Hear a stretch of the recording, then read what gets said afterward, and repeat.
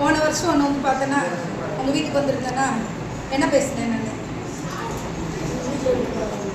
நீ வீட்டில் இருக்கக்கூடாது ஸ்கூலுக்கு போகணும் அப்படின்னு. நான் சொன்ன உடனே நீ என்ன பண்ண, உடனே பள்ளிக்கூடத்துக்கு வந்து நான் டீச்சர்கிட்ட பேசுகிறேன்னு சொல்லி நீ வந்தே இல்லை. டீச்சர்கிட்ட பேசினதுக்கப்புறம் தொடர்ந்து பள்ளிக்கூடத்துக்கு வர ஆரம்பிக்கிறேன். உங்கள் அம்மா கிட்ட வந்து நான் என்ன சொன்னேன், அந்த பள்ளிக்கூடத்துக்கு அனுப்புங்க, லைஃப்பை பாழாக்கிறாதீங்கன்னு சொல்லி சொன்னேன்னா. ஆனால் உண்மையிலே வந்து அவங்க பெற்றோரை பாராட்டக்கூடியது. ஏன்னா நான் அன்றைக்கி அவ்வளோ தூரம் போஸ்ட் பண்ணி ரொம்ப நேரம் பேசினேன். நான் போய் உங்கள் வீட்டில் உட்காந்துருந்தப்போ போய் ஒழிஞ்சிக்கிட்டான். ஃப்ரெண்ட் வீட்டில் இருந்துட்டு வரமாட்டேன்டா, நீ வந்து என்கிட்ட பேசுகிற வரைக்கும் நான் அந்த இடத்த விட்டு போக மாட்டேன்டான்னு சொல்லி சொன்னேன். சரி அப்படியே அதுக்கப்புறம் வந்து அன்பாவே கொஞ்சம் சொல்லவும் சரி என்ன தான் பேசுகிறாங்கன்னு கேட்போன்ட்டு வந்தான். வந்ததுக்கப்புறம் நான் பேசுகிறத புரிஞ்சுக்கிட்டு வந்துட்டான். மறுபடியும் ஸ்கூலுக்கு வந்ததுக்கு அவனுக்கு பெரிய ஒரு பாராட்டு. ஏன்னா அவன் லைஃப் பாழாகாமல் நல்லாயிரும்.